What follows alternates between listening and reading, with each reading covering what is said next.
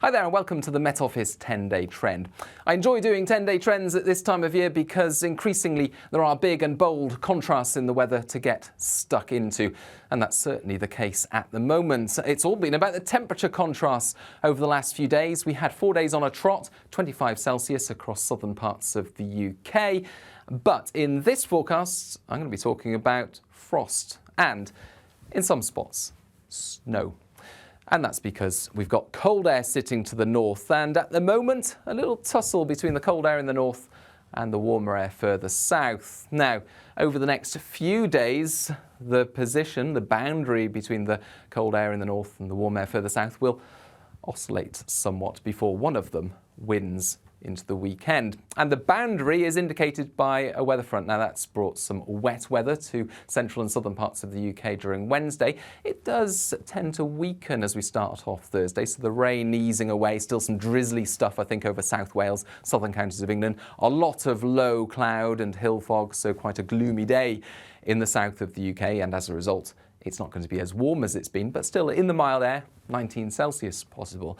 It's colder, but much brighter further north. We're talking about sunny spells for northern England, southern Scotland, Northern Ireland, a bit more cloud for Scotland, but fewer showers compared with Wednesday, and less of a breeze as well. So a perfectly fine, crisp autumn day to come for the northern half of the UK, 10 to 13 Celsius generally. Nevertheless, the warm air to the south starts to push further north once again into Thursday night. So that's not going to result in particularly warm conditions because we've got that boundary to think about, the weather front, and that weather front is going to pep up, bringing a widespread swathe of persistent and, in places, heavy rainfall. Not everyone will see the heaviest of the rain, but certainly there's the potential in some spots of 30 millimetres or so, and over the Welsh mountains 50 to 70 millimetres of rain to build up on Thursday night and through Friday. The wettest weather likely early Friday, so if you're getting out, if you're doing the early morning rush hour on Friday, watch out for that heavy rain, particularly, say, parts of South Wales into the Midlands, for example. Could even be some thunderstorms developing to the south of that band of rain as well. They could cause some impacts during Friday with 20-30 millimetres of rain in a couple of hours, but not everyone will see these. Nevertheless, it's a pretty mucky start. That rain could cause some impacts, a yellow warning in force. That front lingers for some time during Friday. Eventually it pushes away and the cold air wins out into the weekend. That's spreading south across the UK, leading to a marked contrast compared with the temperatures of last weekend across many parts of the UK.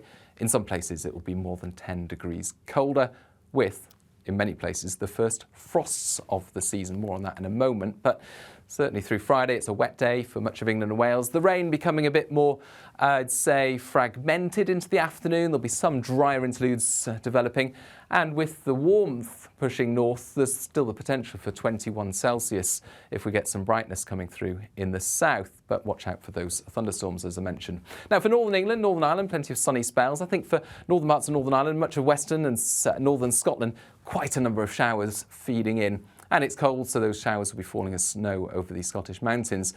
It's also going to be increasingly windy. That wind, finally, later Friday, pushing the rain away from the south and southeast, leading to clear skies for many, but lots of showers feeding in on the northwesterly wind, and it's going to be a strong wind with the risk of gales or even severe gales for the far north of Scotland, Shetland, potentially seeing 70-mile-per-hour wind gusts as we start off Saturday. That could cause a few issues.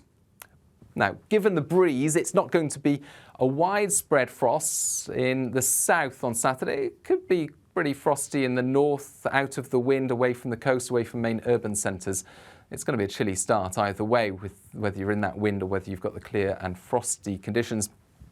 Plenty of brightness, though, first thing Saturday. I think a bit more cloud coming through by the afternoon. And lots of showers. You wouldn't rule out a shower anywhere in the UK, but they'll certainly be most likely towards the north and the west. The most frequent showers will be coming through across northwest Scotland, with 30 millimetres perhaps over the next few days, building up nowhere near as much as the wet weather that we saw last weekend. And it's going to feel cold. It's staying windy in the north. Gales there remaining into Saturday afternoon across northern Scotland. Just 8 degrees there, and 10, 11 Celsius across central parts of the UK. 15 degrees in the south with some sunny spells and less of a wind here, but certainly a much fresher feel compared with last weekend.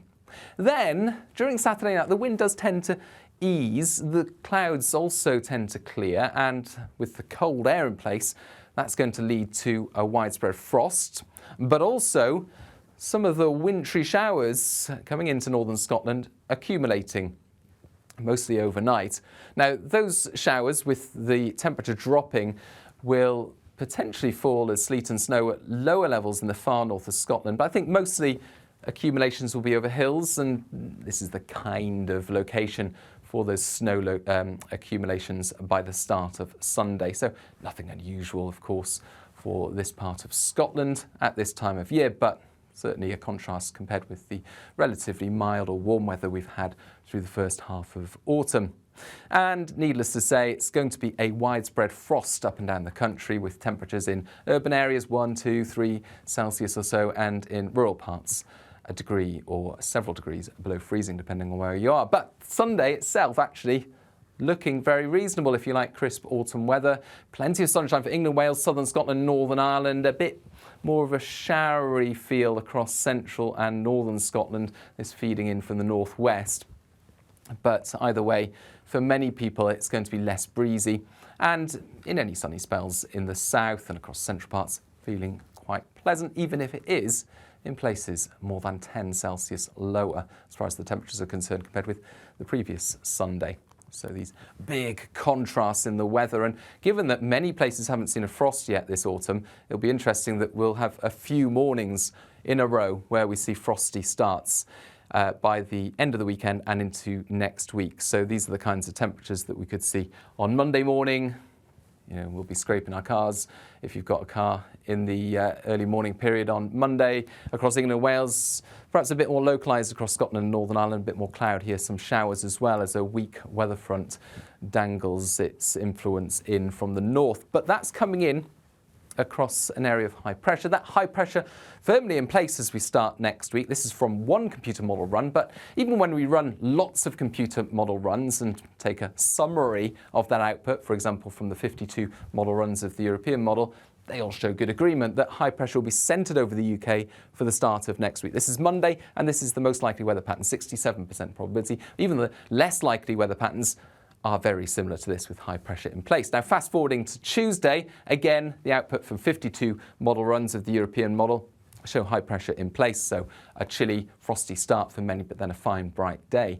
Now, fast forwarding again to Wednesday, and what you'll notice is very subtle changes. This high is drifting further east into Scandinavia. That allows low pressure in the Atlantic to start to approach, but Wednesday should start off mostly fine again. Chilly start, perhaps less of a widespread frost if we're picking up a bit more of a wind around the high, but nevertheless a fine day for the vast majority. But if we skip a couple of days and look at Friday, you'll notice that that low is bringing out breaks of rain and a stronger wind to western areas. And there's good agreement at this stage. This is 53% probability, but the second and third most likely weather patterns are very similar, with low pressure feeding outbreaks of rain and wind into western areas, staying a bit drier towards the east. This, of course, has an impact on temperatures. Here's the temperature trend for a central part of the UK. The red line there is the daytime average, the blue line is the overnight average temperature, and this is the forecast for the next 2 weeks. The boxes showing the forecast from 52 model runs for each day. And what you can see is good agreement for those boxes to dip below the red and blue lines, so well below average later in the weekend and to the start of next week. But then this recovery back to around average as high pressure moves away and low pressure begins to arrive, with the winds changing from southeasterly to southerly. But the boxes grow larger in size, indicating a bit more uncertainty at this stage. Likewise, on top here, we've got the precipitation graph, so the rainfall, very little rainfall throughout much of next week. Here's Wednesday, bit of a signal for some rain, but more likely into Thursday, Friday, and the following weekend. So the signal there for something more unsettled, but also milder later next week and into the weekend. And this is the most likely weather pattern for Saturday, the 21st of October, 43% probability. Low pressure in charge to the west, again, the wettest weather in western parts of the UK, but high pressure still sitting to the east. Now, interestingly, the second most likely weather pattern, but only a 10% prob, has that high pressure regaining some influence. So at this stage, really into the following weekend, it's at this stage where the computer models begin to disagree.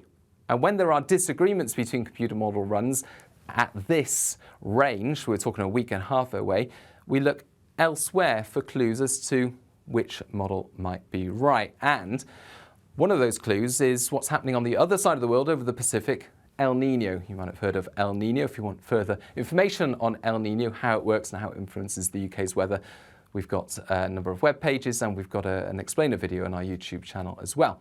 So I won't go into the details, but this is an oscillation of the pressure pattern and the sea surface temperature pattern over the Pacific, and it can influence our weather only slightly. It's not the main influence, but at this time of year, the influence is that it helps low pressure in the Atlantic push in from the west, and it tends to hinder high pressure from developing.